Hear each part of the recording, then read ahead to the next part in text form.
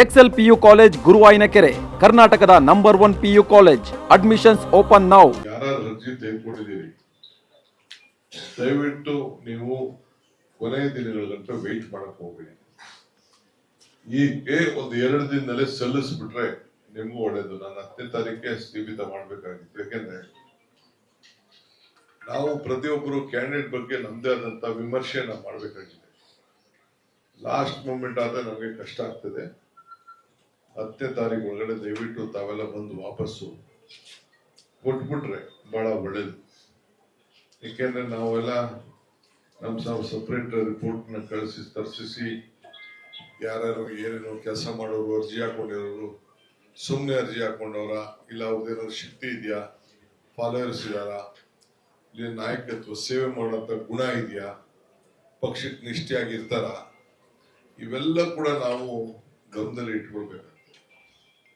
ಇವತ್ತು ನಮ್ಮ ಸರ್ಕಾರ ನಾನೆಲ್ಲೋದು ನಾನು ನೋಡ್ತಾ ಇದ್ದೀನಲ್ಲ, ಬಿಜೆಪಿ ಲೀಡರ್ಸು ನನಗೆ ಅಲ್ಲಿ ಸಿಗ್ತಾ ಇರ್ತಾರೆ. ಅವ್ರು ಹೇಳ್ತಾರೆ, ನೀವು ಮಾಡ್ತಾರಂತ ಕೆಲಸ ಬೆಂಗಳೂರು ನಗರದಲ್ಲಿ ಕುಡಿಯೋ ನೀರು ವಿಚಾರ ಸಮಸ್ಯೆ ಬಗೆಹರಿಸಿದ್ರಿ, ರಸ್ತೆಗಳು ಮಾಡಿದ್ರಿ, ಬಡವ್ರಿಗೆ ಏನೇನು ಸಹಾಯ ಮಾಡಬೇಕು ಖಾತೆಗಳೆಲ್ಲ ಮಾಡ್ತಾ ಇದ್ರಿ, ಇಲ್ಲಿಗೆಲ್ಲ ಮಾಡ್ತಾ ಇದ್ರಿ, B2 ಎ ಖಾತಾ ಮಾಡ್ಕೊಡ್ತಾ ಇದ್ದೀರಿ, ಎಲ್ಲ ದಾಖಲೆಗಳನ್ನೆಲ್ಲ ನೀವು ಸರಿ ಮಾಡ್ತಾ ಇರೋದನ್ನ ನೋಡಿದ್ರೆ ನಮ್ಗೆ ಭವಿಷ್ಯ ಇಲ್ಲ ಅಂತ ಹೇಳಿ ಬಿಜೆಪಿ ಅವರೇ ನನ್ನ ಹತ್ರ ಮಾತಾಡ್ತಾ ಇದ್ದಾರೆ.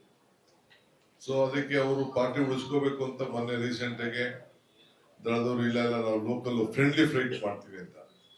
ದಯವಿಟ್ಟು ನಿಮ್ ಫ್ರೆಂಡ್ಲಿ ಫೈಟ್ ಬೇಡ, ನೇರವಾಗಿ ಮಾಡಿ, ಒಟ್ಟಿಗೆ ಸೇರ್ಕೊಳ್ಳಿ, ನೀವು ಮಾಡಿ, ಏನ್ ತೊಂದರೆ ಇಲ್ಲ. ಸೀಟ್ ಹಂಚ್ಕೊಬಿಡಿ, ಯಾರು ಹಂಚ್ಕೊತೀರೋ ನೀವು ಹಂಚ್ಕೊಂಡು ಎಷ್ಟು ಬೇಕಾದ್ರೂ ಹಾಕೊಳ್ಳಿ.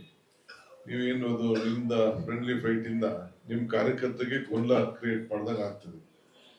ನಾವು ನೇರ ಫೈಟ್ ಮಾಡಕ್ ನಾವು ರೆಡಿ. 3 ಪಾರ್ಟಿಗೂ ಮಾಡ್ತೀವಿ, ಮೊದಲಿದ್ದನ್ನು ಮಾಡ್ಕೊಂಡ್ ಬಂದಿದೀವಿ.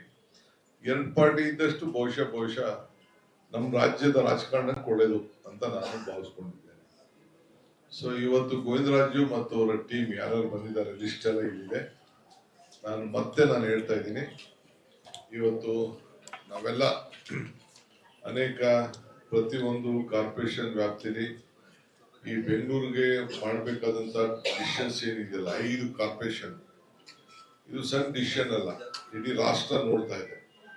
ಆಡಳಿತವನ್ನ ಸರಿ ಮಾಡಲಿಕ್ಕೆ ಪ್ರಯತ್ನ ಮಾಡ್ತಾ ಇದ್ದಾರೆ ಅಂತ ಹೇಳಿ ಬೆಂಗಳೂರು ಸೆಂಟ್ರಲ್ ಕಾರ್ಪೊರೇಷನ್ ಸೇರಿದಂತ ಚಾಮರಾಜಪೇಟೆ ಬಹಳ ಇತಿಹಾಸ ಉಳ್ಳಂತ ಪ್ರದೇಶ, ಒಳ್ಳೆ ಕೆಲಸ ಕೂಡ ಆಗ್ತಾ ಇದೆ. ಬೆಂಗಳೂರಿನಲ್ಲಿ ಆದಷ್ಟು ಎಲ್ಲ ವರ್ಗದ ಜನರಿಗೆ ನಾವು ಸಮಾನತೆಯಿಂದ ತೆಗೆದುಕೊಂಡು ಹೋಗುವಂತ ಕೆಲಸ ಮಾಡ್ತೀವಿ. ಇನ್ನು ಅನೇಕ ಕ್ಷೇತ್ರಗಳಲ್ಲಿ ಈ ರೀತಿ ನಮ್ಮ ಪಕ್ಷಕ್ಕೆ ಸೇರ್ಪಡೆ ಮಾಡುವವರು ನಮ್ಮ ಸಂಪರ್ಕದಲ್ಲಿ ಬರ್ತಾ ಇದ್ದಾರೆ. ಎಲ್ಲರೂ ಆದಷ್ಟು ಜಲ್ದಿ ಕಾರ್ಪೊರೇಷನ್ ಎಲೆಕ್ಷನ್ ಒಳಗಡೆ, ಲೇಟಾಗಿ ಬಂದ್ರೆ ನಾನು ಕಷ್ಟ ಆಗ್ತದೆ ಕೆಲವು ತೀರ್ಮಾನ ಮಾಡೋದು. ಆದಷ್ಟು ಜಲ್ದಿ ಈ ರೀತಿ ಬಂದು ನಮ್ಮ ಪಕ್ಷಕ್ಕೆ ಯಾರ್ಯಾರು ಬಯಸ್ತಾ ಇದ್ದೀರಿ, ಯಾರ್ಯಾರು ಮಾತುಕತೆ ಮಾಡ್ತಾ ಇದ್ದೀರಿ, ಎಲ್ಲರೂ ಕೂಡ ಜಲ್ದಿ ತೀರ್ಮಾನ ಮಾಡ್ಕೊಂಡ್ರೆ ನಾವು ಮುಂದಕ್ಕೆ ಅದ್ರ ಮೇಲೆ ನಮ್ಮ ತೀರ್ಮಾನಗಳನ್ನ ನಮ್ಮ ಮಾಡಲಿಕ್ಕೆ ಅನುಕೂಲ ಆಗ್ತದೆ. ಇಷ್ಟು ಹೇಳಿ ಆದಷ್ಟು ಶೀಘ್ರದಲ್ಲೇ ಕೋರ್ಟಲ್ಲೂ ಕೆಲವರು ಹೋಗಿದ್ರು, ಇದು GBS ಸರಿ ಇಲ್ಲ ಎಲೆಕ್ಷನ್ ಅಂತೇಳಿ. ಕೋರ್ಟಲ್ಲೆಲ್ಲ ಅದಕ್ಕೆಲ್ಲ ನಾವೇ ಹೇಳ್ಬಿಟ್ಟಿದ್ದೀವಿ, ಇಷ್ಟು ದಿನದಲ್ಲಿ ಎಲೆಕ್ಷನ್ ಮಾಡ್ತೀವಿ ಅಂತ ನಾವೇ ಅಫಿಡವಿಟ್ ಕೂಡ ಸರ್ಕಾರನೇ BBMP ಫೈಲ್ ಮಾಡಿಬಿಟ್ಟಿದೆ. ಆ ಪ್ರಕಾರ ನಾವು ನಿಗದಿಯಾಗಿ ಎಲೆಕ್ಷನ್ ಮಾಡಬೇಕು. ರಾಜಕಾರಣದಲ್ಲಿ ಗೆಲುವು ಸೋಲು ಇದೇ ಇರ್ತದೆ.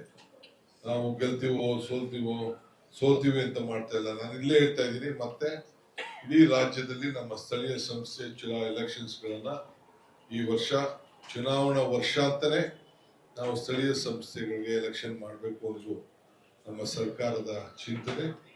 ರೂರಲ್ ಡೆವಲಪ್ಮೆಂಟ್ ಮಿನಿಸ್ಟರ್ ಕೂಡ ಈಗಾಗಲೇ ಮುಖ್ಯಮಂತ್ರಿಗಳು ಹೇಳಿದ್ದಾರೆ, ನೀವು ಕೂಡ ನಿಮ್ದು ಏನೇನಿದೆ ಕಾನೂನಲ್ಲಿ ಸ್ವಲ್ಪ ಕೊಡುಗುಗಳು ಮತ್ತೆ ಅಡ್ಡ ಬರ್ತಾ ಇದೆ, ಅದನ್ನ ಬಗೆಹರಿಸಿಕೊಳ್ಳಿ ಅಂತ ಕೂಡ ಅವರು ಕೂಡ ಸೂಚನೆಯನ್ನ ಕೊಟ್ಟಿದ್ದಾರೆ. ನಾವು ಕೂಡ ಇದನ್ನ ಜಲ್ದಿ ಮುಗಿಸ್ತೇವೆ. ಸೆನ್ಸಸ್ ಬೇರೆ ಆಗ್ತಾ ಇದೆ ಮತ್ತು ಕೆಲವರೆಲ್ಲ ಅಪ್ಗ್ರೇಡೇಷನ್ ಮಾಡಬೇಕು ಅಂತ ಹೊರಟಿದ್ದಾರೆ. ಪಂಚಾಯತಿಗಳನ್ನ ಸೇರಿಸ್ಬಿಟ್ಟು ಅದನ್ನ ದೊಡ್ಡದು ಕಾರ್ಪೊರೇಷನ್ಗಳು ಮಾಡಬೇಕು, ಕೆಲವು ಮುನ್ಸಿಪಾಲಿಟಿ ಮಾಡಬೇಕು, ಕೆಲವು ಏನೋ ಪ್ರಪೋಸಲ್ಸ್ ಎಲ್ಲ MLA ಕೊಡ್ತಾ ಇದ್ದಾರೆ. ಮುಖ್ಯಮಂತ್ರಿಗಳು ಕೂಡ ಎಲ್ಲರಿಗೂ ಟೈಮ್ ಬಾರ್ ಆಗ್ತಾ ಇದೆ ಆಗಿದೆ. ಯಾಕೆಂದ್ರೆ ಸೆಂಟ್ರಲ್ ಗೌರ್ಮೆಂಟ್ ಅವರು ಸೆನ್ಸಸ್ ಅನ್ನ ಪ್ರಾರಂಭ ಮಾಡ್ತಾ ಇದ್ದಾರೆ. ಈ ಹಿನ್ನೆಲೆಯಲ್ಲಿ ಇದಕ್ಕೆ ಅವಕಾಶ ಕೊಡೋದು ಬೇಡ ಅಂತೇಳಿ ನಾವು ಅದನ್ನ ಸದ್ಯಕ್ಕೆ ನಿಲ್ಲಿಸಿದೀವಿ. ಈಗ ಎಷ್ಟಾಗಿದೆ ಅಷ್ಟು ಬಿಟ್ಬಿಟ್ಟು ಹೊಸದಾಗಿ ಯಾವ ಪ್ರಪೋಸಲ್ಸ್ ಈಗ ತರಕ್ ಹೋಗ್ಬೇಡಿ ಅಂತ ಕೂಡ ಮುಖ್ಯಮಂತ್ರಿಗಳು ತಿಳಿಸಿದ್ದಾರೆ. ಈ ಹಿನ್ನೆಲೆಯಲ್ಲಿ ನಾವು ಎಲೆಕ್ಷನ್ಗೆ ಸಿದ್ಧತೆ ಮಾಡ್ಕೊಳ್ತಾ ಇದೀವಿ. ನೀವು ಕಾರ್ಯಕರ್ತರು ಎಲ್ಲ ಕೂಡ ನೀವೆಲ್ಲ ಸಜ್ಜಾಗಬೇಕು ಅಂತ ಹೇಳಿ ತಮ್ಮನ್ನು ಪ್ರಾರ್ಥಿಸಿ, ಇವತ್ತು ಏನು ಚಾಮರಾಜಪೇಟೆ ವಿಧಾನಸಭಾ ಕ್ಷೇತ್ರದಿಂದ ಬಂದಿದ್ದಾರೆ ಎಲ್ಲರೂ ಕೂಡ ತಿರ್ಗಾ ಬಂದು ತಿರ್ಗಾ ಇನ್ನೊಂದು ಸತಿ ಹೋಗೋದು ಇವೆಲ್ಲ ಮಾಡ್ಕೊಂಡು ಹೋಗ್ಬೇಡಿ. ಎಲ್ಲರೂ ಈ ಕಾಂಗ್ರೆಸ್ ವೋಟ್ ಹಾಕೊಳಕ್ ಆಗುದಿಲ್ಲ, ಗೊತ್ತಾಯ್ತಾ? ಸುಮ್ಮನೆ ಅವರ ದಳ ಅಂತಂದ್ರೆ ಪಾಪ ಅವ್ರದ್ದೇನೋ ಪರ್ಸನಲ್ ಪ್ರಾಪರ್ಟಿ ಟೈಪ್ ಇದೆ. ಪಾರ್ಟಿ ಪೊಲಿಟಿಕಲ್ ಪಾರ್ಟಿ ಅಂತಲ್ಲ, ಒಂದು ಸಿದ್ಧಾಂತ ಇಲ್ಲ, ಒಂದು ನೀತಿ ಇಲ್ಲ. ಅದಕ್ಕೆ ಅದ್ರ ಬಗ್ಗೆ ಇನ್ನು ಚರ್ಚೆ ಮಾಡೋದು ಬೇಡ. ದಯವಿಟ್ಟು ನೀವೆಲ್ಲ ಸೇರಿ ಬಂದ ಮೇಲೆ ಒಗ್ಗಟ್ಟಾಗಿ ಪಕ್ಷದಲ್ಲಿ ಹಳಬರು ಹೊಸಬರು ಅನ್ನೋ ರೀತಿಯಲ್ಲಿ ಅಲ್ಲದೆ ಒಟ್ಟುವಾಗಿ ದುಡಿಯುವಂತ ಕೆಲಸ ಪಕ್ಷಕ್ಕೋಸ್ಕರ ಮಾಡಿಕೊಂಡು ಜನರ ಸೇವೆ ಮಾಡ್ಕೊಂಡು ಹೋಗಿ ಒಳ್ಳೆ ಸರ್ಕಾರ, ನಿಮ್ಮ ಸರ್ಕಾರ ಆಡಳಿತದಲ್ಲಿದೆ, ಇದನ್ನ ತಾವೆಲ್ಲ ಉಪಯೋಗಿಸ್ಕೊಡಿ ಅಂತೇಳಿ ತಮ್ಮಲ್ಲಿ ಪ್ರಾರ್ಥಿಸಿ ನನ್ನ ಮಾತನ್ನ ಮುಗಿಸ್ತೇನೆ. ಸ್ವಾಗತವನ್ನ ಬಯಸ್ತೇನೆ. ನ್ಯೂಸ್ ಫಸ್ಟ್ ನಿರ್ಭೀತಿಯಿಂದ ನಿಮ್ಮ ಪರವಾಗಿ.